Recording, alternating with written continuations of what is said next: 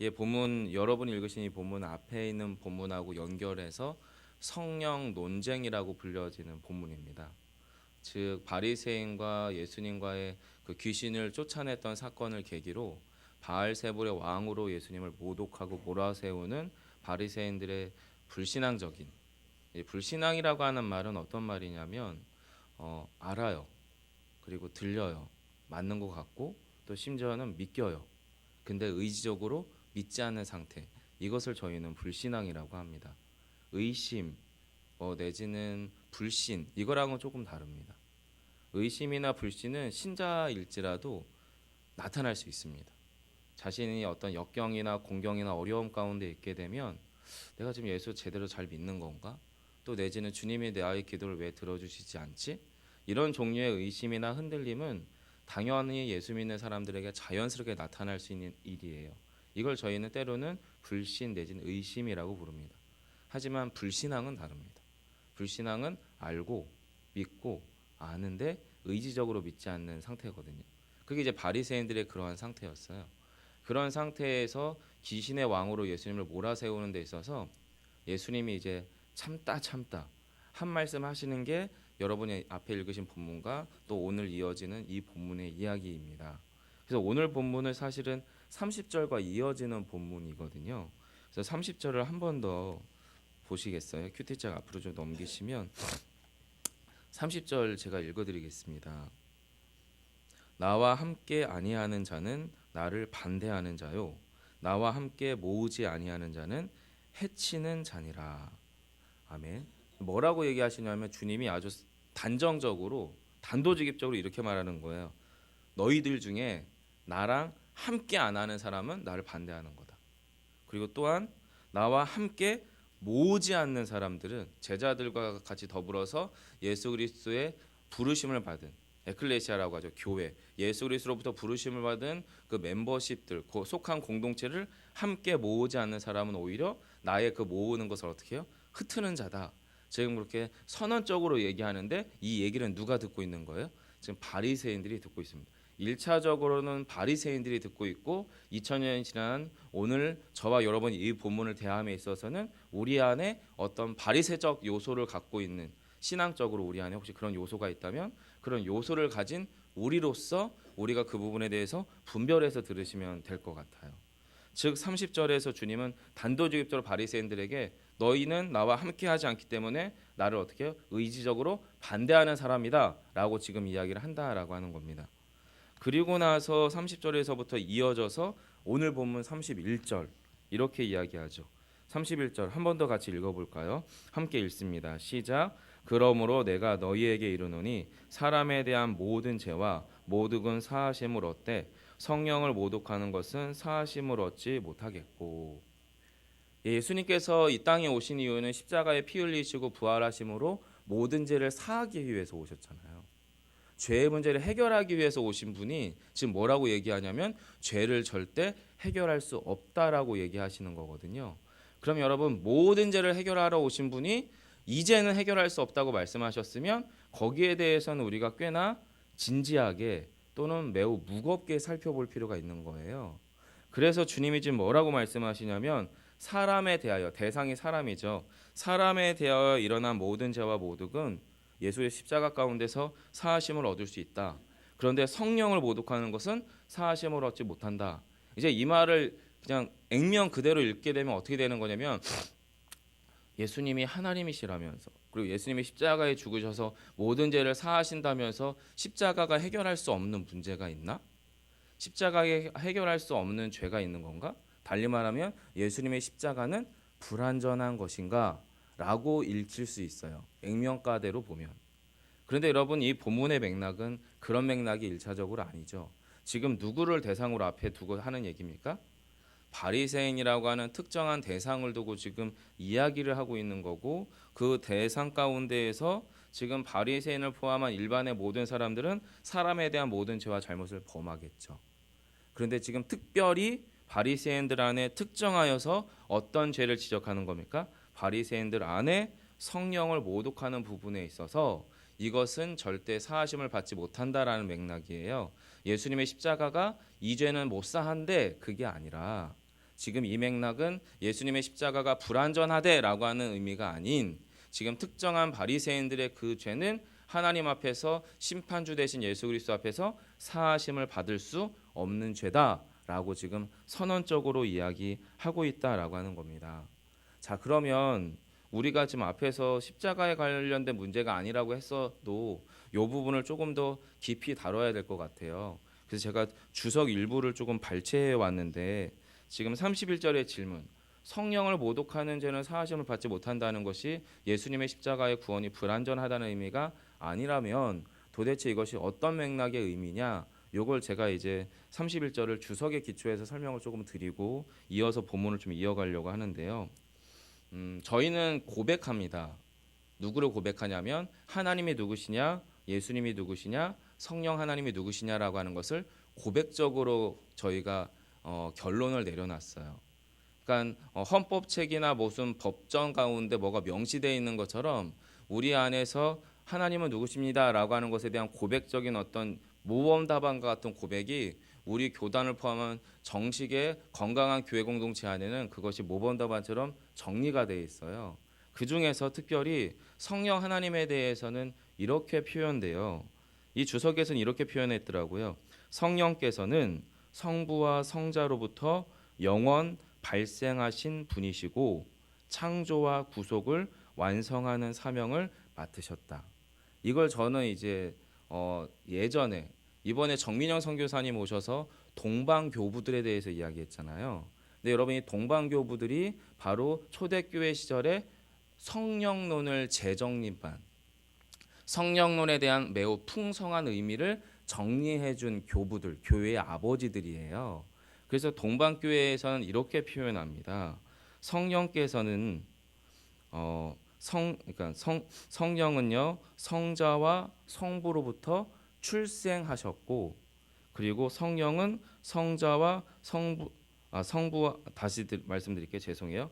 성자는 성부로부터 출생하셨고 성령은 성부와 성자로부터 출래하셨다라고 표현합니다.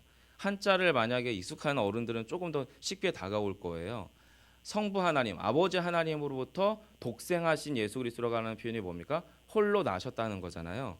예수 그리스도께서는 하나님께로부터 출생하셨다, 이거예요. 이게 이제 교부들이 정리한 고백이에요. 반면에 성령은 아버지 하나님으로부터 그리고 아들 하나님이신 예수 그리스도로부터 어떻게 해요? 출래라고 하는 것은 출생과 다르죠. 나오셨다라고 하는 거죠. 영 되신 하나님께서, 바로 성령 하나님께서는 성부 아버지 하나님의 영이시지만 동시에 요한복음에서 뭐라고 표현되어 있습니까? 그리스도의 영이라고 표현되어 있거든요. 즉 성령 하나님은, 죄송해요 새벽부터 딱딱한 교리 설명이어서, 성령 하나님은 기본적으로 하나님의 영이시면서 동시에 그리스도의 영으로 우리 가운데 어떻게 해요? 함께 계시는 거죠. 그럼 우리는 고백합니다. 고백적 차원에서 그렇게 고백하면서 또한 우리가 지금 창세기에서도 여러분 하나님의 신, 하나님의 영이 수면 위에 운행하였다라고 하는 것은 창조 때로부터 하나님이 어떻게 해요? 성령 하나님이 아버지 하나님의 창조 사역과 로고스 대신 성자 예수님의 창조 사역이 어떻게 해요? 함께 참여하였음을 성경은 수면 위에 하나님의 신이 운행했다라고 하는 표현으로 그렇게 설명하고 있어요. 즉 성령 하나님께서는 창조 때로부터 또 예수 그리스도가 이 땅 가운데 오셔서 그리스도로 세례 요한을 통해서 물세례를 받을 때 성령이 비둘기같이 임하였다라고 하는 상징적 표현을 통해서 성령과 함께 당신의 공생애를 시작해 나가시는 것에 대한 설명들을 쭉 해나가신단 말이에요. 즉 지금 이 주석이 설명하는 것이 그 얘기입니다. 바로 성령 하나님께서는 아버지 하나님과 또 아들 하나님의 영이시면서 동시에 창조 사역과 구원 사역이 함께 참여하였고 그 사역을 어떻게 해요? 인치는 분, 확증하시는 분. 이것을 이제 주석은 완성하는 사명을 맡았다라고 표현한다는 거예요. 자, 그러면 여러분 이제 성경 곳곳 복음서를 특별히 그리고 서신서를 유심히 살펴보면 성령께서 구속 사역, 예수 그리스도의 구원 사역을 확증하고 인치시고 완성시키는 과정 속에서 무엇을 하시냐면 첫 번째, 성령께서는 당신의 사람들이 죄인임을 깨닫게 하십니다. 그죠? 그리고 예수 그리스도의 부르심을 어떻게 해요? 받아들이게 하세요. 그리고 영원한 진리 되신 예수 그리스도를 깨닫게 함으로 그리스도를 닮아가고 또 그리스도의 장성한 분량까지 자라가도록 어떻게 해요? 우리를 영적으로 열망케 하고 자극시키십니다. 이 일을 누가 하세요? 성령이 하세요. 자, 그런데 본문에서 성령을 모독하는 사람이라고 하는 이 모독이라는 말은 뭐예요? 앞에서의 불신앙이라고 하는 말입니다. 예전에는 성령 회방하다라고 하는 표현을 썼었어요. 성령 모독이라고 하는 것은 알아요. 들었어요. 달리 말하면 깨달았어요. 아, 내가 죄인이구나. 그리고 또한 예수 그리스도의 초청이 들려요. 그리고 내가 복음 안으로 부르심을 받았구나라고 하는 것이 믿기고 확신되고 알 것 같아요. 그런데 그 앞에 계신 예수 그리스도 어떻게 해요? 거부하는 상태. 이것이 바로 성령을 모독하는 상태입니다. 성령을 회방하는 상태입니다. 그래서 앞에서 말씀드린 불신, 의심, 회의, 이것은 신자들 안에 자연스럽게 나타날 수 있는 일이지만 불신앙은 매우 심각한 의지적인 배교 상태입니다. 그래서 이 성령 모독이라고 하는 상태를 지금 누가 하고 있는 거예요?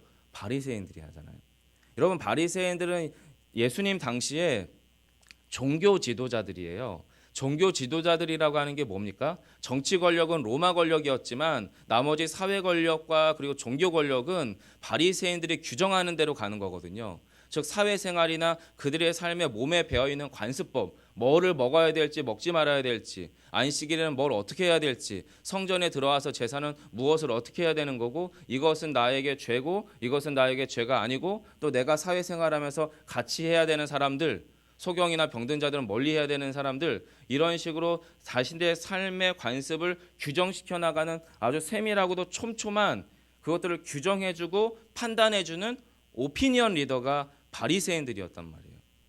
그럼 여러분, 예수님이 이 땅 가운데 몸을 가지고 오셨어요. 그리고 예수님께서 메시아적인 말씀과 메시아적인 치유 사역을 통해서 하나님의 약속된 메시아 다윗의 혈통으로 오신 참 하나님 되심에 대하여 확증되어지는 메시아적인 기적들과 표적과 표지가 예수 그리스도 앞에 너무나도 확연히 드러났는데, 바리새인들은 지난번 화요일날 설명 말씀드렸던 것처럼 당시에 자신들의 헤게모니, 자신들의 독점적인 자기 독성과 자기 의를 만족시켜가기 위해서 무엇을 결정하는 겁니까? 자신들의 기득권을 유지해 나가기 위해서 예수 그리스도를 어떻게 해요? 의지적으로 배교하고 밀어내고 거부하고 심지어는 이제 잡아 죽이기까지 결정한 상태. 이것이 지금 바리새인들이 범했던 죄란 말이에요. 그걸 지금 주님께서 참다 당신을 귀신의 왕 바알세불이라고 말하니까 과간인 거죠. 과간인 거죠.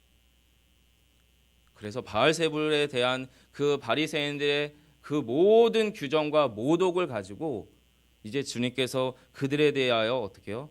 판단하시는 겁니다. 바리새인들에 대해서. 그래서 여러분, 성령께서 그렇게 우리 안에 구원의 역사와 작동을 하시는데 거기에 반응하지 않는 상태를 우린 여러분 불신과 회의와는 조금 구별하셔야 돼요. 우리 안에 회의가 일어날 수 있어요. 제가 이렇게 설교를 하고 있는 도중에도 여러분 안에서 의심과 회의가 나타날 수 있어요. 하지만 그것은 인간 목사로서 설교되어지는 지점이니까 괜찮아요. 하지만 이 말씀이 들려지거나 여러분의 삶의 신앙 현장 가운데서 성령 하나님께서 여러분 안에 깨닫게 하시고 주장하게 하시고 믿게 하시고 여러분 안에 주장에 정말 깨닫게 하셔서 여러분이 하나님께 속한 하나님의 자녀이며 성령의 인도하심 가운데 살아가야 되는 존재인 것을 가슴 깊이, 이건 하나님과 나만이 알잖아요. 그걸 깨닫게 하시는 부분에 대하여서 우리가 거부하고 우리가 거기에 대해서 우리의 의지를 뒤로 밀려두는 것은 죄송하지만 의심과 회의하고는 조금 다릅니다. 그 부분은 주님 앞에서 회개하셔야 되는 지점입니다. 바리새인들이 여러분 지금 그나마 구원의 정말로 끄트머리에 서 있는 사람들인 거예요. 예수님이 지금 이렇게 얘기함을 통해서 육신을 입고 오셔서 초림 때에 십자가에 피 쏟으시기까지는 바리새인들에게도 구원의 여지가 있습니다. 하지만 십자가에 죽으셨고 부활하셨어요. 지금 하늘에 승천하셨어요. 다시 오실 예수 그리스도는 초림 때에 속하심과 죄 사함을 위해서 오시는 분이 아니라 심판하기 위하여 오시는 두렵고 떨리는 심판주 본래의 자리에서 오세요. 그래서 바리새인들에게 지금은 마지막 구원의 때였어요. 하지만 저희는 성경을 통해 알죠. 전혀 깨닫지도 보지도 못합니다. 그래서 여러분 32절 보세요. 30절 끝에 이 성령을 거역하면 이 세상과 오는 세상에서도 사하심을 얻지 못하리라. 바리새인에 관한 얘기입니다. 그리고 우리 안에 바리새적 요소에 관한 주님의 통렬하고도 안타까운 외침이세요. 그런데 여러분 여기서 유심히 보시면 성령을 모독하는 게 뭘로 나타나냐? 32절에 보시면 말로 나타납니다. 그래서 주님이 이렇게 얘기합니다. 누구든지 말로 인자를 거역하면, 지금 바리새인들이 인자를 거역하고 있잖아요. 기회가 있는 거예요. 사하심을 얻을 수 있다는 거죠. 하지만 누구든지 말로 성령을 거역하면 이 세상과 오는 세상에서 사하심을 얻지 못하리라. 즉 지금 불신앙적인 요소가 바리새인들 가운데 와서 귀신의 왕 바알세불과 합작해서 지금 귀신 고친 거 아니냐라고 이야기하는 그들의 말 언행 심사는 사실은 마음으로부터 흘러나오는 거지 않습니까? 근데 그 마음속에 가득 찬 게 뭐예요? 불신앙인 거예요. 예수 그리스도에 대한 전면적이고도 의지적인 거부 상태인 거죠. 그 상태로서 스스로 구원의 길을 차단시켜 나가고 있는 바로 이 바리새인들의 배교적 현상들 안에서 지금 주님께서는 그것이 말로 나타남에 대해서 이야기하고 있는 겁니다.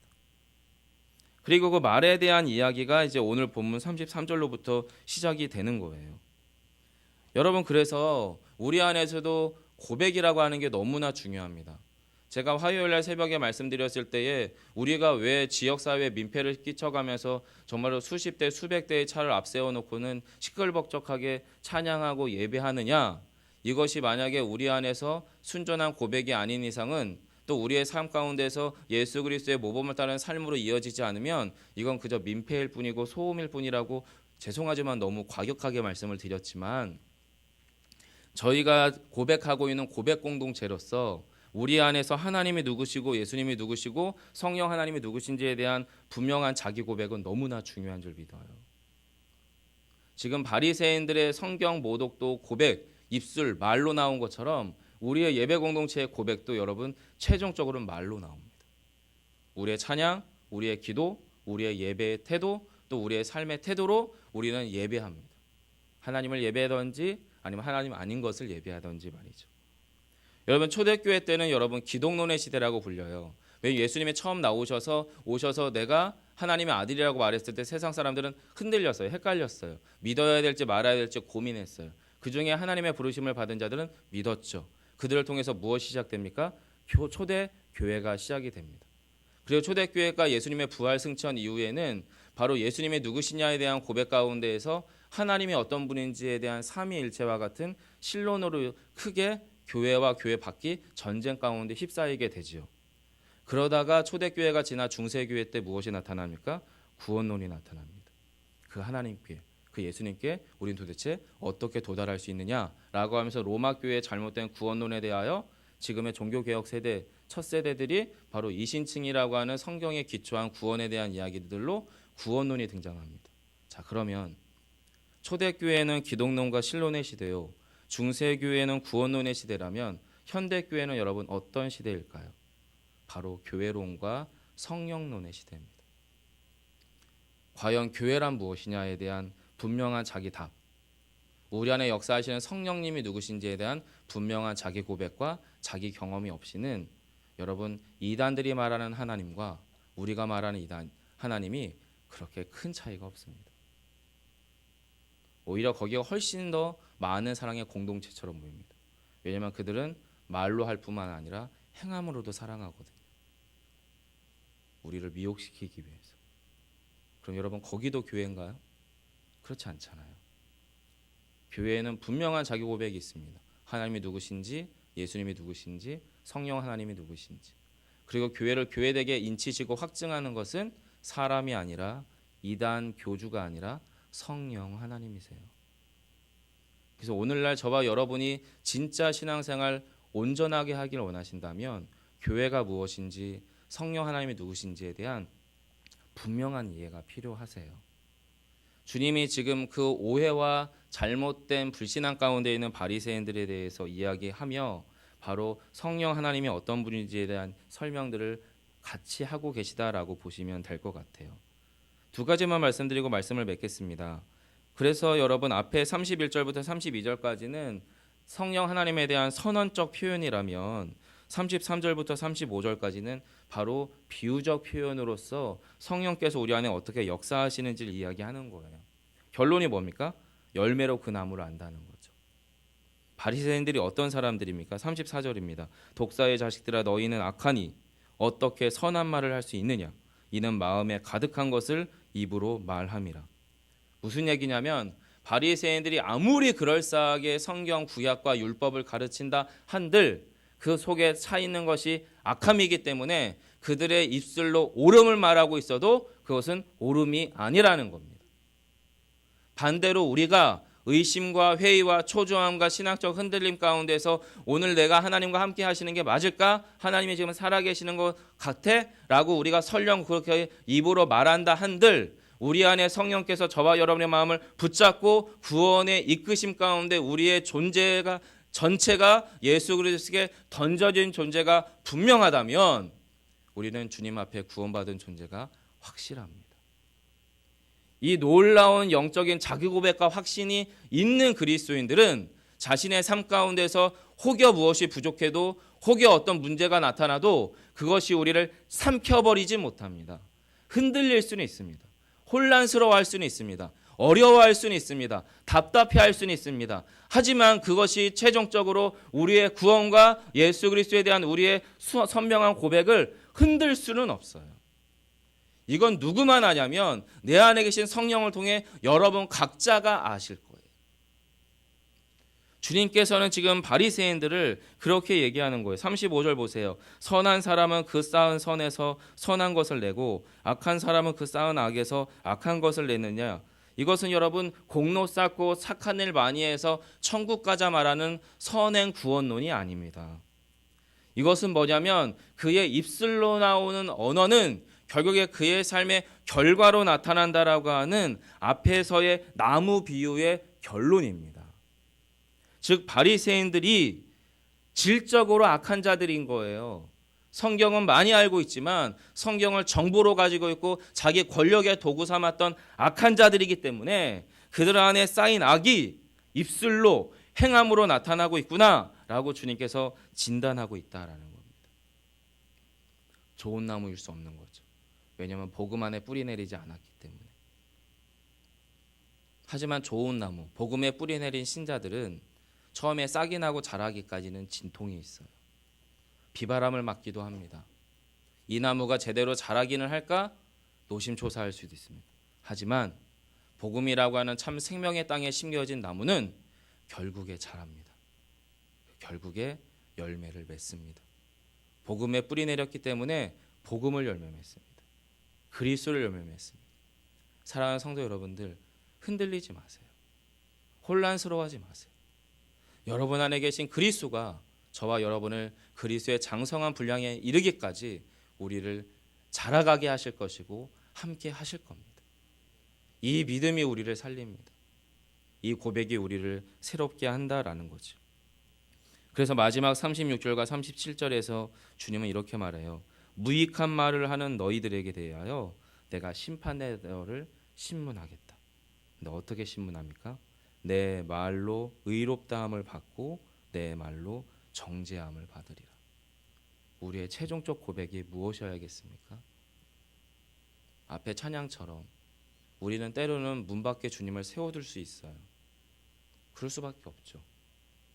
하지만 그게 우리의 최종적 결정이 아니지 않습니까? 우리 안에 계신 예수 그리스도를 더 깊이 만나시고 깊이 누리시는 저와 여러분 되시기를 간절히 소망합니다. 기도하겠습니다. 주님 감사합니다. 또한 주님을 사랑합니다. 때로는 주님을 사랑하고 주의 말씀 안에 머무는 것이 충분치 못하고 불완전한 인생이며 또 불완전한 오늘 하루의 우리의 삶일 수 있지만 주님 그것이 우리의 진심의 전부가 아닌 주를 향한 순전함들은 주님께서만이 아심을 고백드립니다. 하나님, 오늘 이 시간, 이 새벽 시간, 바로 그 주님을 향한 우리의 순전한 진심으로부터 우리의 영혼을 깨트려 우리의 입술의 고백이 주님을 향하게 하시고, 우리의 입술의 고백을 따라 우리의 삶의 고백이 그리스도께 속한 하나님의 사람으로서 한날을 살아낼 수 있도록 주님 저희를 도우시고 함께하여 주옵소서. 주의 은혜만을 구하며 예수님 이름으로 기도합니다. 아멘. 하늘에 계신 우리 아버지여,